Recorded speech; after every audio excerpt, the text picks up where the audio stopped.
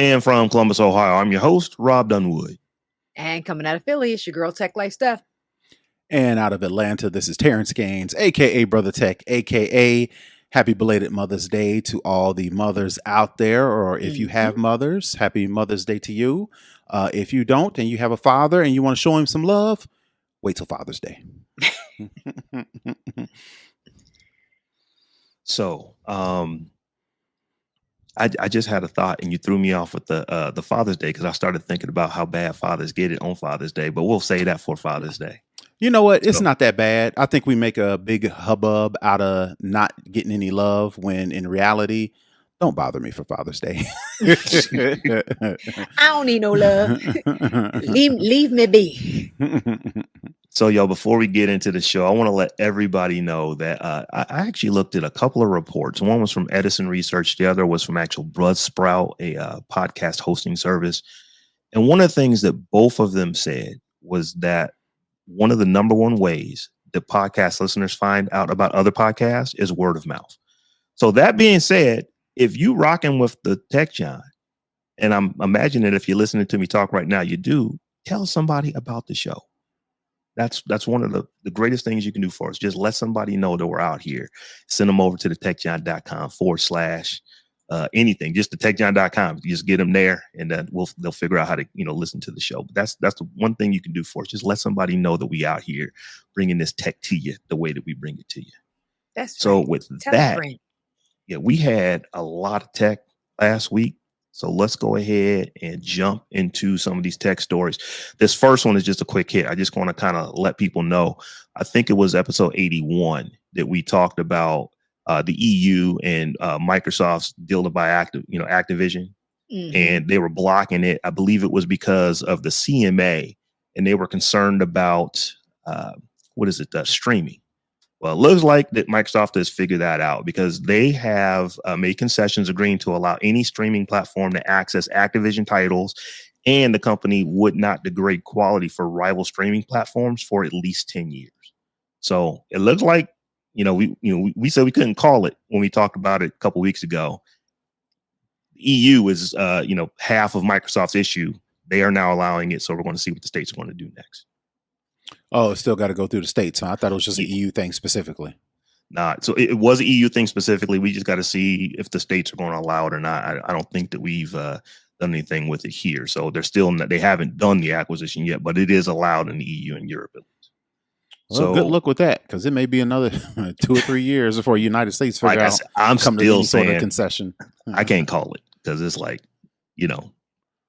but like I said, the EU wasn't thinking that it was going to come through this quick based off of what was happening just a few weeks ago. So we'll see if the United States comes around, but it's a huge opportunity for Microsoft. It's a $69 billion deal.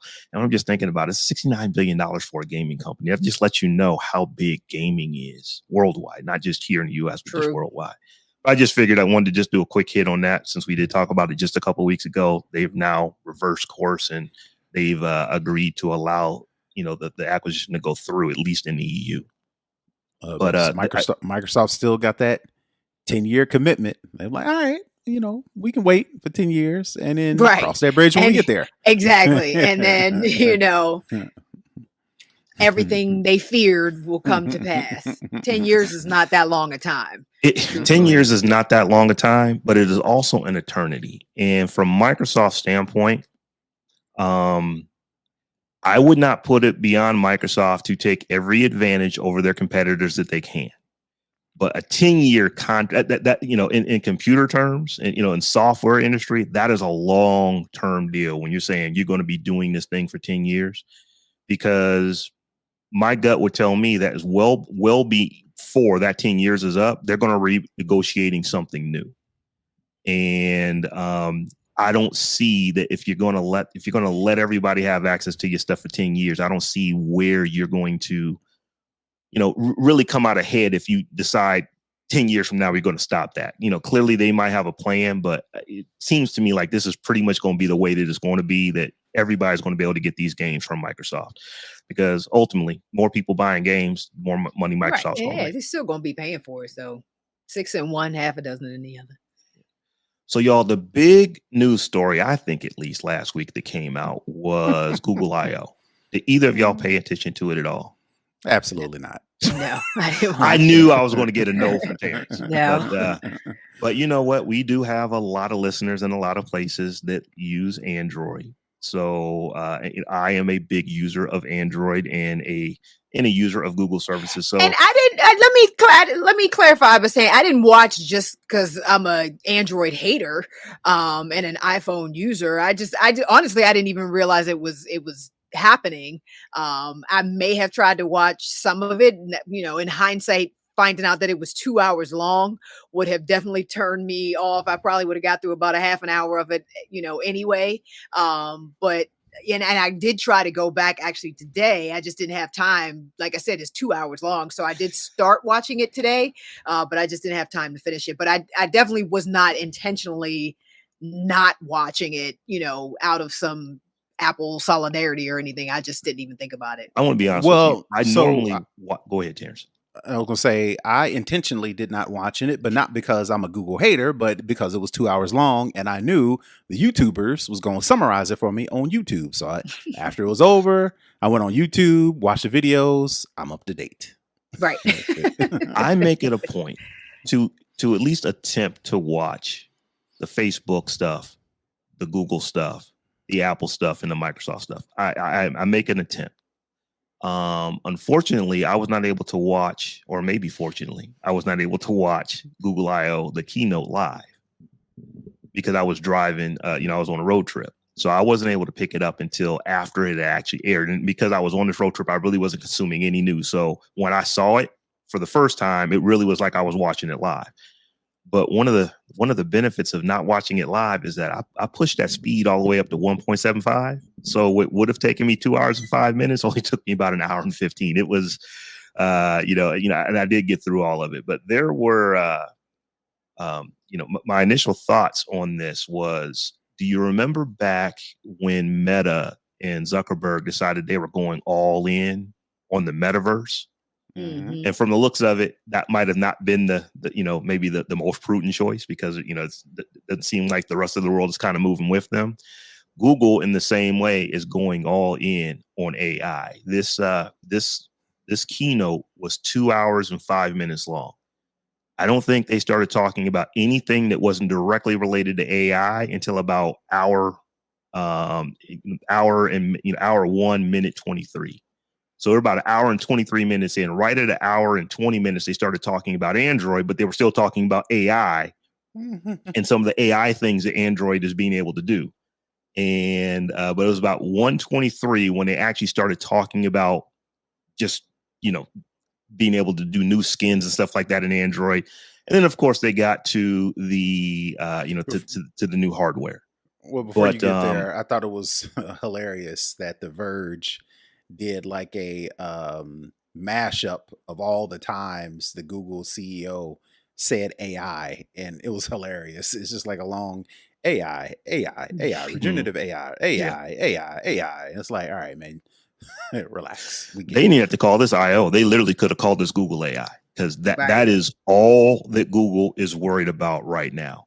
And maybe deservedly so, because from what I was able to garner from just what I'm looking at, like I've actually been using Bard since last Wednesday. I, have looked at a couple of the other things. They're behind Microsoft and OpenAI, and not even by a little bit. They are significantly behind. Now, aren't they calling it something else? Don't they have something new? Something about an island? Something about a tree or something? Palm is their language. Oh yeah, their language model. So they are moving to Palm 2. They're moving things over to that, and that is, I guess the best way to explain it would be is that if you know ChatGPT, they have, like, when we first heard about it was 3 or 3.5, and then we moved to 4, and there's 4.5. I guess they're working on. So there's different versions of, or different iterations of these AI bots, and they get better and better every version. Google is about to move off of what right now seems to be fairly behind what OpenAI is doing, and they're going to move to this new platform that hopefully for them is going to catch them up. But everything that they're doing is AI. They are integrating AI into most of the services that you have heard of. So things you've already seen, like if you are in Gmail and you somebody sends you an email and you get like the bottom of the Gmail, there's like 3 or 4 different responses you could automatically send a message back to. Well, that's AI that is generating those, but they're moving deeper into that to where now you can actually write something in the way you would write it and then have it change the way that it wrote it. So like, you might write 4 or 5 words. It'll end up giving you a full paragraph based off of looking at other things that you've written, the way that you write. It's kind of cool. It's kind of gimmicky as well. They're also putting that into like Google Docs, into Google Sheets, and basically, all the applications that you think when you think of Google that you use regularly, they're sticking all that stuff in there. They're also going to be doing some stuff inside of their cloud services. So for many people don't know this, but Google actually has a fairly robust cloud service, similar to like Amazon S3, and they're putting AI in there. So just like Microsoft is going deep, in the paint with, with AI, with what they're working with from OpenAI, Google is going hard on their own stuff. So much for the 6-month moratorium on let's slow this down and see if, we can figure out how to put some guardrails around it. Yeah, so much for that. That went out the window pretty quick. Well, that 60 Minutes interview, that was what, darn near a month ago, wasn't it? Things change in a month because it's Clearly. like they are going they don't hard at this. Give a what? And so, we'll put links in the show notes so everybody can go back. If you haven't seen or you haven't heard about Google I/O, you can go and watch it. It is not like watching a Samsung event. It is not where they actually are really talking about their hardware. It's not like watching an Apple event where they almost exclusively are talking about hardware. It is a developers conference. So as I said, it was the first hour and 23 minutes was all AI and all the things they're doing with AI. And it's some really cool things that they're telling you that they're going to be able to do. But they are definitely behind right now. I thought it was interesting the way they are planning to integrate AI into search with the whole idea of that summary that you get when you put, if you put in the right type of prompt in the search box, you get like a summary answer before you actually get the sources and websites and links and stuff that you can go, which, makes things easier to a degree, I suppose. However, I was a little bit concerned because people are going to be taking this as gospel, like they already do. They've already studied the idea that, maybe 98% of people don't look past the first page of a Google search result. Half of that 98% don't look past the first 3 search results when you Google something. So the idea that you're going to take that summary as gospel, basically, when AI is shown to be incorrect, enough times to be concerning, is kind of a problem. And I think, we're going to start to see a lot of, misinformation and different things happening as they're using this opportunity to put that summary at the top of the search results and people just accept it for fact. And I also hope that they don't AI every result, because if I'm looking for something like when does iOS 17 come out, I don't need AI for that. There are documented places that will tell me when iOS 17 comes out. Look to Apple, for example. Go to the Apple website, find in the website where it says when iOS 17 is coming out, spit that answer to me. Don't try to AI everything, because I don't need it for everything. Well, so here's what's interesting with how they're taking search. So right now, search and Bard are separate things. They're separate websites. Eventually, when you go to search, you can just do your regular search, but then you can say you want to chat, and that's when it switches over to the bot. So it is something that you're doing when you want to start not searching for actual information that is cited from another source. This is when you're now talking to the bot to where it is telling you what it thinks. And Stephanie, as you were saying, it can be wildly wrong. For example, I actually today did this. I ran a query on, and I think my prompt was, tell me about the Tech Jawn. And the first paragraph was on point. It literally went to our website, grabbed the first paragraph off of our website, and then it told you who the hosts were. I don't know who none of them people was. It gave me about 9 different people. Nice. None of them named Stephanie, Terrance, or Robb. So it's, I mean, literally like paragraph 2 on our website tells us who we are. So it didn't even go down far enough to find out who we are. Yeah. But it's doing So some what AI is- stuff. So it's trying to, okay, well, these are other people who talk about tech and look like us. So it, so it did get everybody who that it mentioned were African American, and they had something to do with tech. Most of them had a podcast or had been on podcasts before, but weren't any of them us. So it's like, well, that is a glaring omission because our names are all over our website. How could it miss something that is so basic and put names? And I'm like, well, this person has never been on a show. We've never mentioned them before. I'm trying to remember. I probably should have saved those results. I think there were 9 different names. Only one name was even related to the show, and that was someone that we did a spotlight on back last year. So it was very wrong on the information it gave about who we are. So you're telling me Google didn't itself go past above the fold to It did find not. some search results? Right.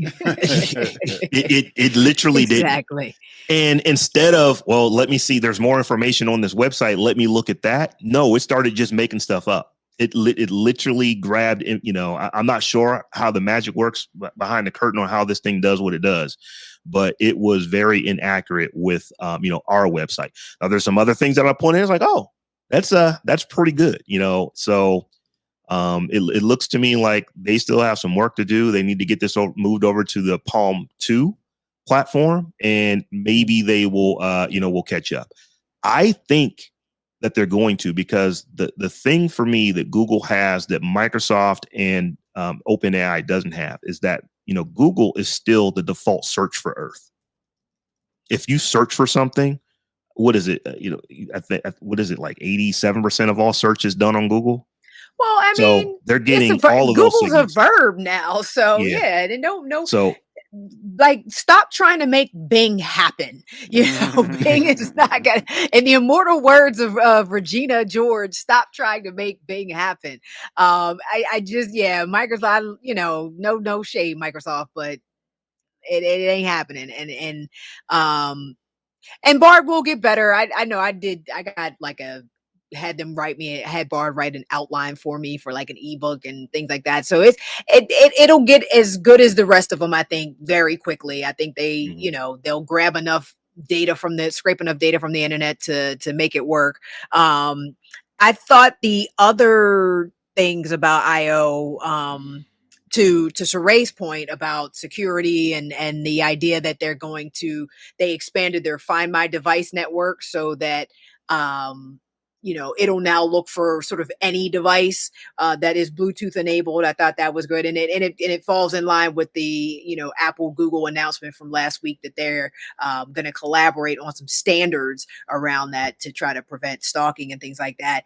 And then I'm not even gonna say I do. I almost see a use case for a foldable phone. I do not understand WTF anybody needs a foldable phone. I still, to this day, I just don't get it. I watched the video for the Fold and the Pixel Fold, and I almost see the use case. Still wouldn't buy one, but I almost see the use case.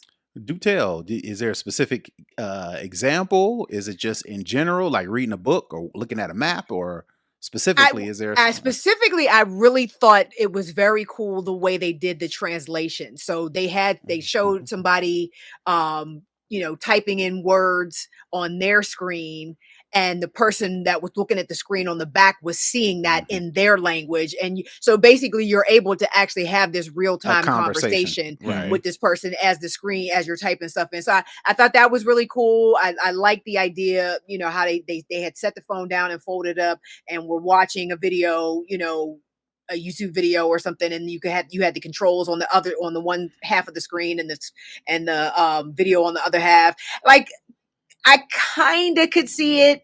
Not that you couldn't. I guess you probably can still do this on, the Galaxy Fold and everything else. They just didn't make it, obvious enough to me what I might actually use this phone for. But Pixel's video almost sold me. Almost sold me. Did it almost sold you at $1,800? Yeah, that's not never gonna happen. Well, I won't say never gonna happen, but that's not gonna happen no time soon. And it's an Android phone, so it's if anything, they throw the watch in. So if you order it from Google, you get it from Google, they'll throw in the Google Watch with it. If Google's just being honest, like Pixel's a really good camera. It's a great camera. You could take some pictures on. That you could make some calls on. Like Google's Pixel's a really, really good camera. If I ever did switch to an Android phone, it would probably be the Pixel because I do think they have the best camera, but I still ain't buying no Fold. Sorry. So since you started talking about this Fold, let me tell folks the specs on it because I know that a lot of people want to hear that. So the display is a 7.6-inch AMOLED display with a resolution of 2208 by 1840 pixels and a 120 hertz refresh rate. Processor is Google Tensor G2, 12 gigs of RAM, 256 or 512 gigs of storage, a 48 megapixel main sensor, a 10.8 megapixel under ultra wide sensor, 10.8 megapixel telephoto sensor with a 5x optical zoom, and a 8 megapixel front facing camera. It's got it's a weird number. It's 4,821 milliamps. They couldn't quite get it to 5,000 milliamps. One of the reasons the battery is a little smaller than you would expect in a phone that's physically the size of this is that this is one of the thinnest phones you will ever see. It is ridiculously thin. So because they made it so thin, when it folds, they don't want it to feel like a candy bar in your pocket. Right. They really made it thin. So they had to, well, if we're going to make this thin, what can't we not put in here? Extra battery. So it'll be interesting to see what the battery life is on this thing. It is using operating system 13. I would imagine now almost immediately when 14 is available, this thing is going to go to it. It's got Wi-Fi 6E, Bluetooth 5.2, 5G, NFC, USB-C, and the dimensions are 158.6 by 118.2 by 6.7 millimeters. Like 6.7 millimeters thick. That is a very, very thin phone, and it weighs 283 grams. And you can get all of that. I'd be curious to know if that $1,800. affects. I'd be curious to know if that thinness affects build quality. Is it 6 point? Is that thickness the unfolded thickness? That's the unfolded thickness. That's the unfolded thickness. Okay. Yeah, I'd be curious to see how that affected build quality. I want to play with one. I've said this many times before. I will never buy a first generation new thing. So because it's just like I don't want to be a beta, for $1,800, I don't want to be a beta tester. So I would need to have everybody say this is like the perfect foldable, and then maybe when the 2 comes out, that would be something that I could potentially buy. But Samsung, which is my hardware manufacturer of choice, they've been making a Fold now for 4 years, and I still have not seen the business case or the use case for me personally. I'm not dismissing why other people would want it. I personally I don't need a phone. As long as I can see that seam, I'm not buying a foldable phone. I don't care. As long as I can see the seam, I'm not getting the phone. I'm not paying that much money to see that daggone seam. I can't do it. I can't do it. The seam is definitely there. So it is very noticeable. Well, I can see how people are starting to change how they carry phones, especially with the dudes now. They got the man purses, or what they call them, crossbody, whatever the case. Purse, man purse. And to where, we are putting less stuff in our pockets. So I could see somebody saying, well, I don't need a tiny phone since it's all going to be in this compartment thing. So maybe people will start to, specifically men, will spring for a larger device that then can fold out to where I guess you could get more use out of it. Like I mentioned, reading a book, checking a map, things like that, to where it's like, I don't feel like, well, I need the thinnest possible phone because I don't like the bulge in my pocket.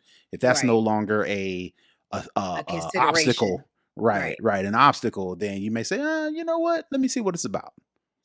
Yeah, it is really thin. Meh. My sister has the Galaxy Fold 4. And when my problem with the first three where it's just too thick when it folds up. So those galaxies are hella thick, but it's not like uncomfortably thick. When you put it in your pocket, for me, now remember, I'm 6'4.5", 300-pound dude. So I'm a huge person anyway. So my pockets are generally bigger than most people just because my pants are bigger than most people. But for me, when I put our phone in my pocket, I don't really notice how big it is. This is significant. I don't know significantly, but it is substantially thinner than that. And it's also not as long. It is not a tall phone because they're giving you that real estate when you open the screen up. So it'll be interesting to see what people say about it. I do want to get to, before we move to our next story, this other piece of hardware that came out. There is a Pixel tablet out. Google has a 10.95 inch, or let's just say an 11-inch tablet out. It has a resolution of 2560 by 1600 with a pixel density of 276 ppi. It's also using the G2, has 8 gigs of RAM, 128 or 250 gig options for storage. It has 8 megapixel rear camera and an 8 megapixel front camera, 8,000 milliamp hour battery. It is also using Android 13.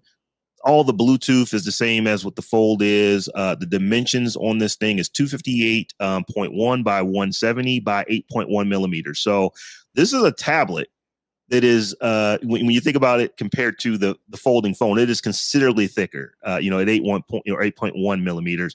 And it has a weight of 493 grams.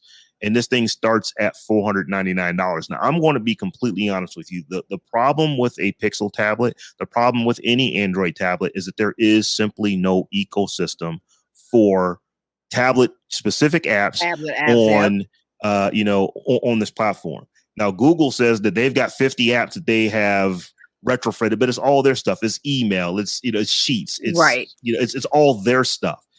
Developers have to develop for this. They know this. So here's what Google decided to do. We need to make this a dual purpose device. So it is a tablet. It is also a really big, really expensive, Google Nest Hub Max. If you guys have seen the Google Nest, the Hub Max is actually got a 10-inch screen on it. It's like $299. And I've always said, it's like, this thing would be great if you could snatch it off of the base and use it as a tablet. I think a lot of other people said that, including folks at Google. And that's what they have done with the Pixel tablet. It is essentially a Google Nest that you can take the tablet off and walk around with it. It's only $500. We'll have to see whether it's worth it or not. But the problem that Google has is they just don't have an ecosystem of apps, and they've got to start somewhere. The device has to exist that people are going to get. Maybe this will be it. Surprisingly, I really don't go for apps when I open up my iPad. I'm on Safari. I'm using Apple services, which they better have an ecosystem for their own device. So that's Maps, that's email, that's calendar, that's reminders, yada, yada, yada, right? But when I'm on my tablet, I'm typically on the internet via the browser. So I could see getting away with, to a certain extent, not having a bunch of developers on board to create tablet-specific apps for Google. But the problem is not at $500. That's my problem. Well, here's the other problem. That's exactly how I use my Galaxy Tab S4. There's a Galaxy Tab S8 out, and soon to be probably an S9 this year, that I don't know that I need, because I only use these devices as web browsers that I can carry around when I want to be somewhere where I don't have a computer screen in front of me. So this is the problem. Even though you, Terrance, don't use apps simply just don't exist for this, because I know that if you got an iPad Pro, you can run you can run some really high-end applications on that thing. I don't want to say it's a desktop replacement, but you can do some things on that tablet that are just simply not possible to do on an Android tablet, because those applications just do not exist. And it's possible, but is it applicable? And what I mean by that is, do people actually do those things? I mean, people, they get iPads and they fall in love with the idea of using it as a Final Cut Pro, makeshift device when I don't want to carry my computer around. But enough people doing that to justify because iPad Pro is more expensive than $800, but Apple has a cachet that people going to drop that dollars regardless of what they come out with. Google, on the other hand, Pete, they're kind of like, I don't know. I don't care what I can do with it.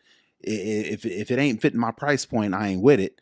So in my opinion, I think you could get away with a Google tablet, but not at $500. It has to be less expensive and promote it as this is a mobile browser with all this functionality that we also have our Google built-in stuff that's native. Right. Yeah, I don't see, I mean, you got that, you can get an iPad Air and do your Photoshop on that. I think, Apple Which has is what I have.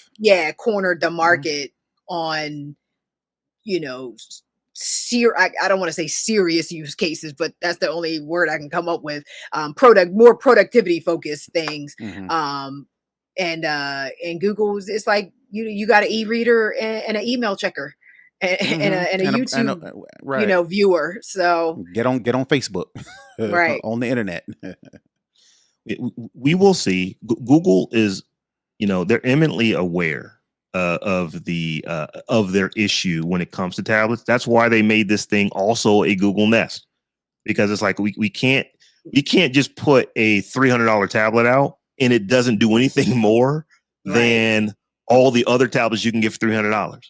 Right. So let's see if can we bump the price up a little bit? Let's put a speaker-based charging station and allow this thing to act like a Google Home device when it's on that.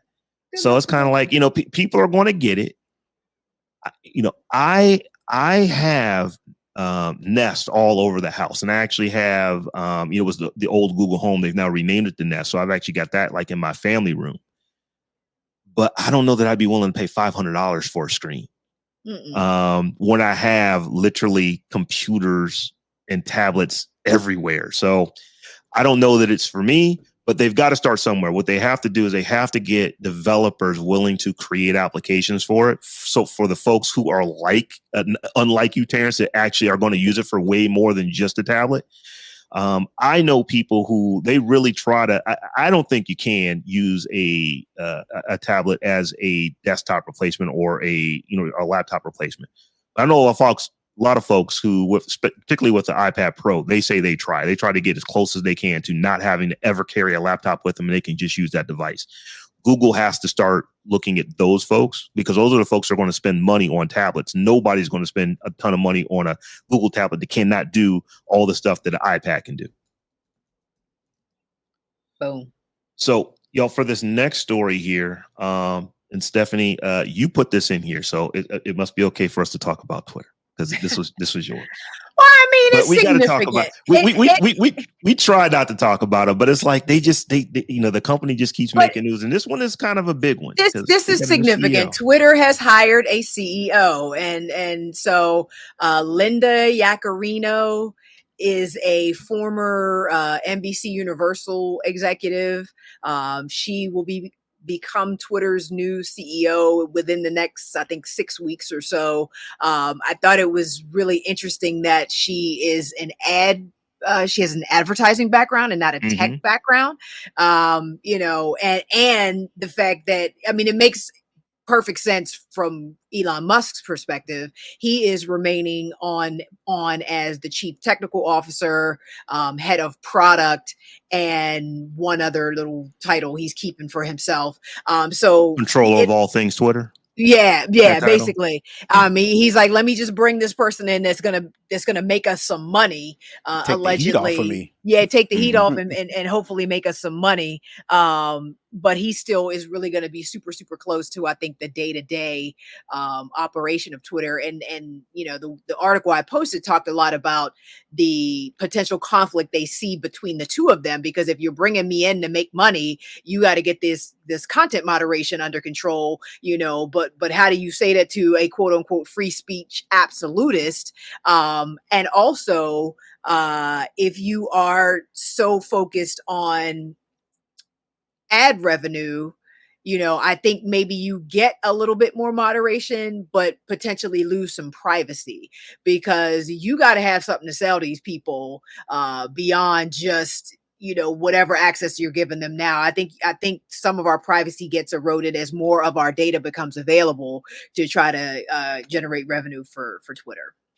I think her first act, or the first thing she's going to try to figure out, is how do we stem the bleeding? Because since Elon has taken over, they've lost half their Their ad advertising revenue. half Yeah. of it. It went from 5 billion down to 2.5? 2.5. Yeah. Half. That is That's it's a like, lot of money. it's like, here's the thing: you got $1 billion in, or Elon's case, you have, let's just say you have $100 billion. You lose $1 billion. Well, you still have 99 billion left. But if you got $100 and you lose 50, you upset. Right. You only got $50 left. Exactly. And they lost $2.5 billion in a year in advertising. So her first job is to, what do we have to do just to keep people from leaving the platform? That's triage, just total triage. Figure that out. And people are saying, I've looked at a bunch of different articles about this today. They're saying that she might be a perfect choice for this, because she's got a couple things going. She absolutely knows the advertising game. I'm not looking at the article right now, but there's a name that they call her, like the Velvet something or other. The Velvet Hammer. Yeah, when it comes to advertising, because she is just ruthless at getting really good deals for whoever she's working for done. So that's a good thing. And then also, she's been critical of Musk. She has, and it's sad that you have to think about these things moving to this platform, but this is where this platform is. She has had nice things to say about the Biden administration. She's had nice things to say about Democrats. She's also had nice things to say about, like, DeSantis and Republicans. So it's like, right, she is kind of in the middle, and it's like, it's one of those things to where if you're on the far right, you don't like her. If you're on the far left, you don't like her. And if you're in the middle, you just don't really care. It's like, are you going to get the job done? So that's probably I can't remember who said that, but it's probably a good choice, because she, you've got multiple factions that don't like her, but the middle kind of is going to rock with what she's doing, because she's never said anything that's outrageous. And she really is good at getting these deals done. So we'll see. I think it comes down to, is Elon Musk going to relinquish enough control to allow her to effectively do her job? I'm not saying yes to that. I don't see that happening, because I don't want to say he cut her off at the knees before she even took the role, but he's definitely, out there. We're not going to do anything to change our free speech absolutism. And it's like, okay, you can say that that's what you're not going to do, but do you want to make this money? Do you want to make this money? And not saying that you have to, just get rid of everything that you believe in, but on some level, if you are allowing content on your platform that's going to run your advertisers away, you have to determine what is more important to you: the advertising dollars that the advertisers can make, or the fact that you allow people to say things that ran your biggest advertisers away. You can't, it's kind of like saying you're kind of pregnant, you are not. And so with her, is he going to allow her to do what ultimately it looks like he brought her in there to do? I am not convinced. I will need to see Elon not cut her off at the knees every time she makes a decision, or doesn't allow her to make the decisions that she feels needs to be made. That's what I need to see happen if this is going to work out. She gonna use this as a springboard to another job, because get a bag while she doing it. Right. If it works and she turns the company around, she turned the company around. If it all backfires in her face, Elon Musk is to blame. Mm-hmm. I did what I could. Right. I'm out. Oh yeah, I think she's insulated herself well just in accepting the job. You know what I mean? It's like she took on an impossible task, working with and he created this environment and where he just is now this crazy billionaire, eccentric that no one can work with. So it's just, and to Wayne's point in the chat, it's like, setting her up to fail so somebody else can take the blame. I don't even think they would blame her. It's not going. It won't work like that, because she's too good at what she's been doing. I mean, she was, I think, like they decided to go another way, but she was actually up for the CEO position at NBC Universal, so she knows her stuff. Mhm. She is completely capable of running this company from what everybody is saying. So there's no question in my mind that in order for her to do this, it's like, okay, this bag needs to look like this. And if it doesn't Right. work, I get all of it. Right. That parachute is going to be, golden and soaring when I leave here. That And she's parachute's going gonna to be basically, platinum. she's going to be exactly. And when she does, it's like, hey, we tried to do these things, but even though I'm the CEO of the company, I did not have control to get these things done. And I think that anyone who would be looking at her for a new role is going to understand that, just because we know how Elon does. So that one is going to be really interesting to look at. Mhm. So Terrance, you put this one in here about this Snapchat influencer. That's kind of hard to say. It's a kind of tongue twister. Snapchat influencer has launched an AI-powered virtual girlfriend to help cure loneliness. I actually went through and read 2-3 articles on this, and I'm like, for real, this is what we're doing now? But it's brilliant though. Like as sad as it is, it's also brilliant. Did you But see the I'll let coin Terrance that she is making per day on this, John? listen. Brilliant. Brilliant. It's your story, Terrance. I'm gonna let you tell it. No, I mean, that's what it is. This young lady, her name is Karen Majory with a C, Karen with a C, not to be confused with the Karen with a K.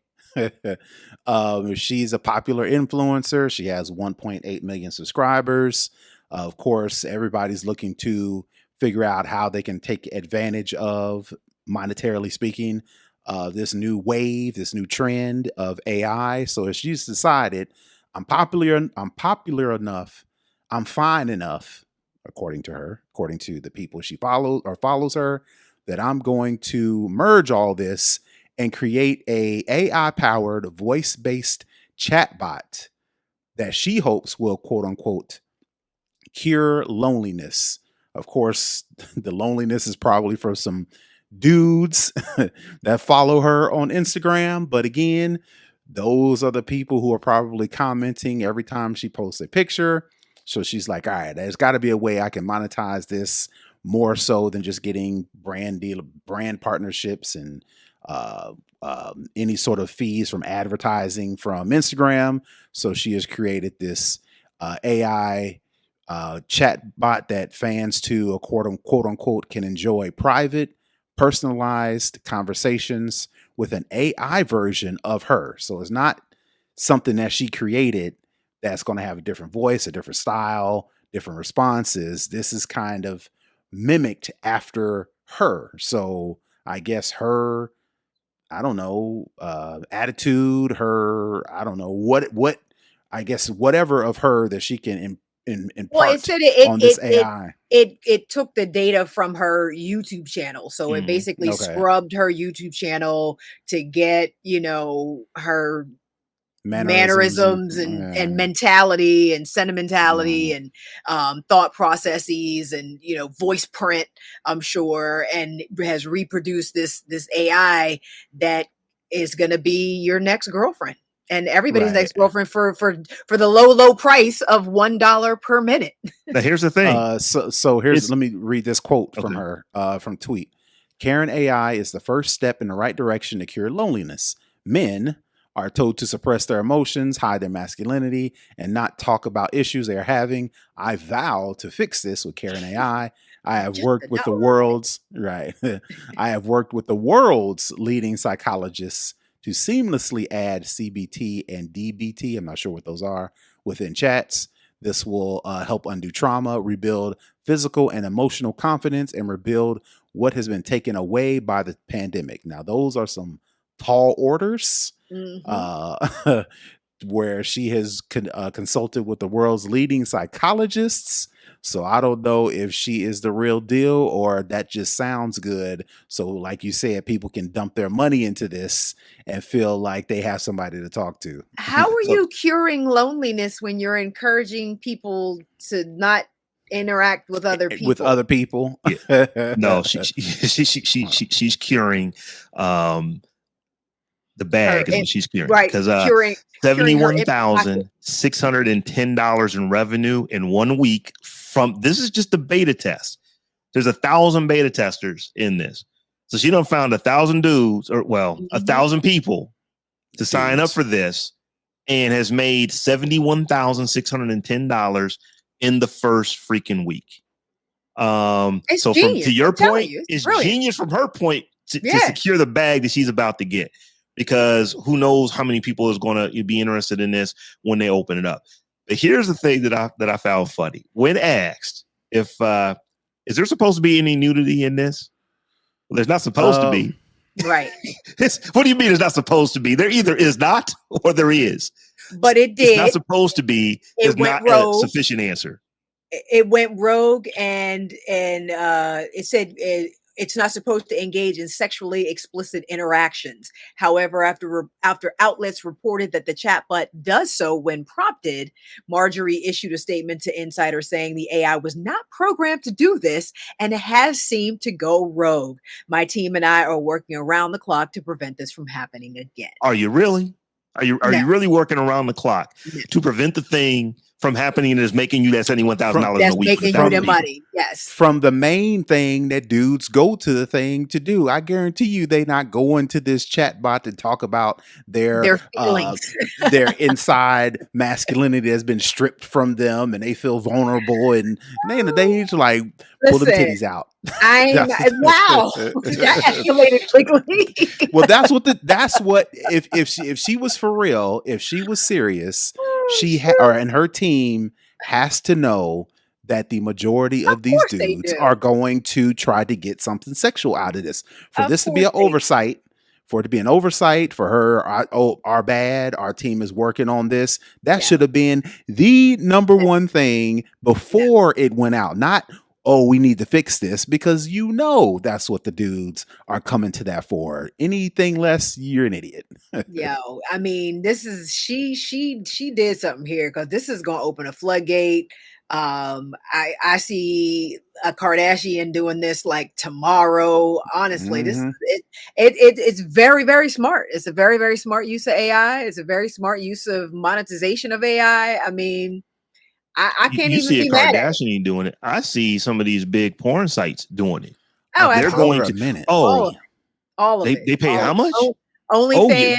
We're in on that. They will get in on that. I'm surprised OnlyFans has not already tried to like purchase whatever this specific technology is, and however they're using it. But best believe they'll be integrating that on their platform like within the hour. Honestly, it's brilliant. It's brilliant. It's like I said, it's very sad that this is what our society has devolved to, trying to cure loneliness, talking to a machine. But I ain't mad at the bag. So we say this every week, but this thing is in beta. It took a week to go rogue. Are we not worried about it's going to be locking dudes in houses and walking away? At some point. It's like that. Man, it's the what Stephanie mentioned, that less people are going to be encouraged, or what's the point of going out and interacting with an actual woman when I ain't got to go through all that. I ain't got to take her on no date. I ain't got to come up with no small talk.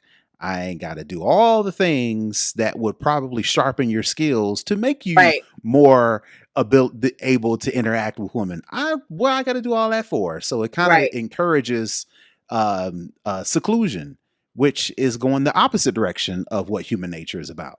Right. And the other thing too is that she specifically says that she's worked with world leading psychologists, and they didn't tell you that this is not going to cure loneliness. And it's like, so your cure for loneliness is not to be with people, is to seclude yourself even more. It's like, I'm not a psychologist. Don't play one on TV, but that just doesn't sound like that makes sense to me. It's like, well, here's what you do. Since you're having such a hard time with loneliness and not being with people, spend more time away from people, and that's going to help you out.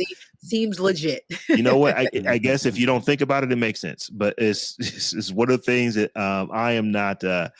I will never be using this service. Let's just say it like that. Listen, Um, somebody and, did. She made a and boatload of money A in man, a week. dollar a minute? That It's is crazy. expensive. That's crazy. Yeah. That's You, them old school. What was it? The old school chat line pricing oh, back in yep. the day. 99 cents a Hmm. minute, $2.95 to start. 99 cents a minute. Like, look, Hmm. they just say like, what's old is new. It's just now it's just a chat Nothing. bot. Nothing changes. It just evolves. And for people for a evolve, dollar a man. minute, you could darn near get an actual licensed professional that will have a real conversation with you about your problems. Hey, man, but I'm trying to think again, of like those. You can get somebody to talk to you for free. I mean, let's just be honest. Oh, but I'm talking about it like if you are truly somebody who is suffering and maybe you need to talk to a counselor or a therapist or something like that, $60, $60 an hour, you're getting into the range where you could do some teleconferencing with an actual licensed professional as compared to talking to this woman's avatar that they done created an AI bot to I make you feel know. good. It's That's sad. it really is. It's So sad. with that being said, we're gonna go pick up on that story that we did not talk about last week about the Godfather of AI and how he feels about all of this stuff. Because I just wonder, after reading, through this story about the AI powered virtual girlfriend, what is this guy thinking about, that? I would love to ask the him that monster he question. created, the monster he created. Right. Yeah. Right. But Stephanie, this one was yours. If we don't listen to anyone else, should we at least be listening to the Godfather of AI? And you have several articles linked to this. So why don't you tell us about, someone who's been talking about AI for darn near 40 years? Yeah, so Jeffrey Hinton is the doctor, and just like a couple weeks back when all those different tech titans signed the petition to say put a 6-month moratorium on development and things like that. This doctor actually left Google so that he could go out and prophesize about the dangers and the impending dangers of AI. I feel like it feels, I don't want to say disingenuous necessarily, because I think he legitimately fears for where AI can go. And it sounds like, over the course of his career, he has really tried to be as principled as possible in what he chose to do. He stopped teaching at Carnegie Mellon because they got a defense contract and he didn't want to create killer robots and things like that. However, he still did this, without regard to should I do it, without regard to let's, as we're building it, put these guardrails and structures into place, or at least ask these questions and pose these questions. He still did it. And he started off, the New York Times article started off by him saying, if I hadn't done it, someone else would. And then at the end, he quotes the guy that built the atomic bomb and Oppenheimer, yeah. yeah, and says something to the effect that it should, when you see something that is technically sweet, you go ahead and do it. So it's kind of like you're part of the problem, but I guess the fact that you are self-aware enough to understand that now it is a problem and you are doing everything in your power to try to solve the problem or fix the problem or stem the tide of the problem, I guess is redeemable in some respects. But I feel bad for him because he really seems to believe that this is a cause that a hill he's going to die on. But it's just like, dude, you created the problem. It's hard to You created a hill. yeah, it's hard to empathize when you're the one that created the problem. It's And funny. not only that, there have been people before him that tried to raise the red flags. One I can think of, not to this extent, but Timid Gibru, Yeah, Gibru, assistant, sister, she was like, yo, this AI stuff is mad problematic, especially as it relates to black and brown folks. They was like, you shut up. Google and fired her and Mhm. fired her, and we haven't heard from her since. This dude is like, hey, I got a problem with AI. Now he's on a world tour. So it's like, all right, And now. the same with the guy that came out and was like, it's sentient, AI is sentient now, that worked at Google. And Mhm. it's just like, I don't know. I think I put this in there just because like who if anyone can put this genie back in the bottle, not even necessarily put the genie back in the bottle, but pump the brakes on what's happening right now. And if this guy can't do it, I don't know that anybody is going to be able to do it. And we're just, on a roller coaster ride the ride. wave. Yeah, we're on a roller coaster ride to Skynet at this point. And so it's just like, throw up your hands. I think what the hope is that, and this is just a hope. The hope is that it'll be the government that's going to intervene. And the reason the government is going to intervene is because someone who is a contractor for the government is going to show them something that scares them to the point to where, oh, we need to change how Earth is moving towards this AI. Or the problem is, will they catch it quick enough? When the government is scared to the point to where they start, we got to shut all this stuff down. Is it too late at that point? Right. The only way our government is going to react is if some other government is moving faster than them, which you mentioned Oppenheimer, you mentioned the atomic bomb, you talk about space travel, getting to the moon. All of these great inventions from America has been in response to somebody getting the appearance of getting there quicker. So Right. if China, if Russia, if India, if, one of these other countries or nations is like, yo, we about to flip the switch on Skynet, United States is going to be like, oh man, we got to flip the switch first. And to your point, Rob, you had we skipped it because I think for time, and now I'm like taking more time. But there was something in here you put in there about EU draft legislation that's banning AI for mass biometric surveillance and predictive policing. In that article, there were a couple things that I thought were interesting. Number one, like, what the fuck, United States? Like, why is the EU always in front of these types of regulations and things like that? But that's I guess a conversation for another time. But there were also some things in there that would force companies to disclose the AI training data. I think if anything could put the brakes on this development, it would be if these companies had to start paying the people whose data they're using to train these systems.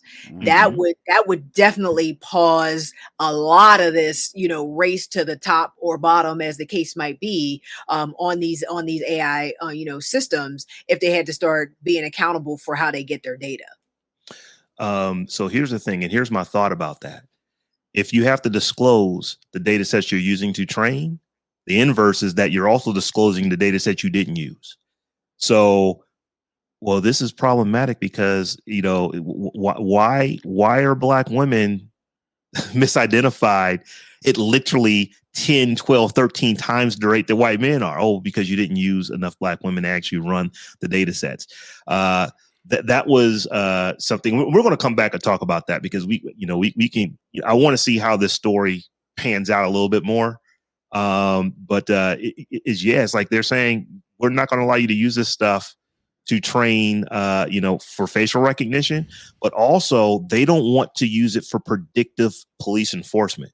So I had to really think about, so what is predictive police enforcement? You guys, did you see the movie, The Minority Report?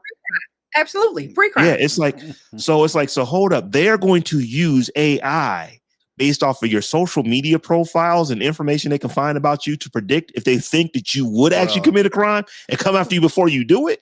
Well, they need to do that for John Morant, because you took the words out of my mouth. I was about to make a John Morant joke, and you took the words out of my mouth. We will be talking about John Morant in the after party. This dude, come on. We will be talking about John Morant in the after party. There's no question about that. We're gonna get to the after party here pretty quickly, because you know what time it is. It is time for us to do a spotlight. So I found a spotlight this week. Let me go ahead and pull it up, and I even got a picture of her. I want to put her up on the screen. So this week, we're going to be talking about Dr. Patricia Arabath, who was an American ophthalmologist and humanitarian. She was the first African-American woman to receive a medical degree in ophthalmology, the first African-American woman to be board certified in ophthalmology, and the first African-American woman to be appointed to the faculty of a medical school ophthalmology department. She was also the first African-American woman to receive a patent for a medical invention. She actually received 5 of them over her career. Born in New York City in 1942, Patricia Bath attended Hunter College, where she earned a bachelor's degree in chemistry in 1964. She then attended Howard University College of Medicine, where she earned her medical degree in 1968. After completing her medical residency at the Harlem Hospital Center, Bath went on to complete a fellowship in the corneal and refractive surgery department at Columbia University. In 1973, Bath joined the faculty of the UCLA Jules Stein Eye Institute. She was the first African-American woman to be appointed to a faculty position at the institute. Bath also founded the American Institute for Prevention of Blindness, an organization dedicated to reducing blindness in developing countries. In 1986, Bath invented the laser phaco probe, a device that revolutionized cataract surgery and still used today. The laser phaco probe uses laser energy to remove cataracts, which is a much less invasive procedure than traditional cataract surgery. Bath's invention has made cataract surgery safer and more effective and has helped millions of people around the world to regain their sight. Bath was a pioneer in the field of ophthalmology and a role model for women and minorities in medicine. She was a tireless advocate for the prevention of blindness and for the advancement of women in medicine. Bath was inducted into the National Women's Hall of Fame in 1993 and the National Inventors Hall of Fame in 2005. She died in 2019 at the age of 76. Bath's legacy is one of innovation, advocacy, and service. She was a brilliant doctor, a dedicated humanitarian, and a trailblazer for women and minorities in medicine. Her work had a profound impact on the lives of millions of people around the world. There's probably tens of millions at this point when you're talking about cataract surgery. And, it's amazing to me that, once again, something that helps so many people was created by a Black woman. And I found out about this through a personal story. One of my family members recently, I had to take them 2 weeks ago to actually have, some an eye surgery done. And while I'm sitting in the recovery room, there was like a big placard of Dr. Bath. And it just kind of read, through some of the stuff that I just went through right here. I was like, oh, wow, sister actually developed the laser technology for cataract surgery. And she's got some patents that actually go into doing like LASIK surgery and stuff like that. Would have never known if I would have never seen that placard. What was funny was that while I was sitting in the in the recovery room, there was another woman who said that, yeah, she's actually one of my sorors as well. So she's an AKA, and that was one of the things that this woman was taking her father to get cataract surgery, and one of the things that she said to convince him to do it was like, well, Daddy, that it was a Black woman who actually invented the surgery that you're going to have. Does that make you feel better? And he's like, yeah, actually, it kind of does. And that was what the thing that pushed him over into getting the surgery done. Listen, you want something done right, get a Black woman to do it. So like I said, Dr. Patricia Era Bath, her daughter, I believe it's her oldest daughter, is also making waves in the field of psychiatry. She's a doctor as well out in I think she's at UCLA. But her daughter is also making big moves in medicine. But I just thought this was cool. The first woman to actually become an ophthalmologist, to be board certified, the first woman to get any type of medical patent, Black woman, and that's this happened crazy. in '86. It's not even that long ago. Well, that's what I was going to say. Like, she just died, a couple of years back, and it's like we still talking about first this and first that. It's like, come on, America. Yeah, she would if she was still living, she would be 81. Right, and that's not even that old. It's not that older, it's older, but it's not that old. So, yeah, it's like and like I said, the first patent, 1986. That is not long. We can all three of us remember 86 very well. Absolutely. So yeah, Dr. Patricia Era Bath.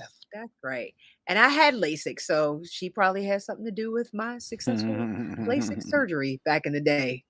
Yeah, but she was out there chemistry in the chemistry and physics in the physics of lasers, while at the same time being an ophthalmologist and doing cataract surgery. That's just, how dope is that? These are who this is why we do spotlights every week, or that's right. or often. We don't do them every week, but when we do them, but this is why, because there's a lot of folks who look like us who we can. These are the science rock stars, and we need to let people know that, you can have a STEM background and do some wonderful things. And this woman has made it possible for a lot. Cataracts is a horrible thing. I've known people who literally couldn't see, got cataract surgery, and then they could. And it makes it just so much easier to do. And she's doing it. She did this all around the world, not just here in the United States. So with that, y'all, it's about time to get up on out of here and start our after party, where we will be talking about, I'm just going to tease it. We are going to be talking about some John Morant in the after party. So for anyone who was interested in and listening to that, you probably should become a patron of the Tech Jawn. That is one of the ways you can support the show. And if you were to head over to patreon.com/the Tech Jawn, any one of the tiers over there get you access to our after party that we're going to be doing here in about 3 minutes. So till we get to the after party, Stephanie, why don't you tell folks how they can get at you? You can find me all around the web at Tech Life Steph, and head to my brand new website, stephaniehumphrey.com.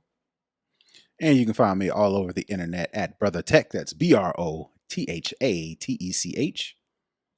And I am at Robb Dunewood on all the things. And we are also at the Tech Jawn on all the things. And remember, one of the best ways you can help us out is just to tell somebody about the show. So tell somebody to head over to thetechjawn.com/tell somebody. And that'll give them every way that they can possibly listen to and subscribe to the show. Till we meet again in a week's time. Peace.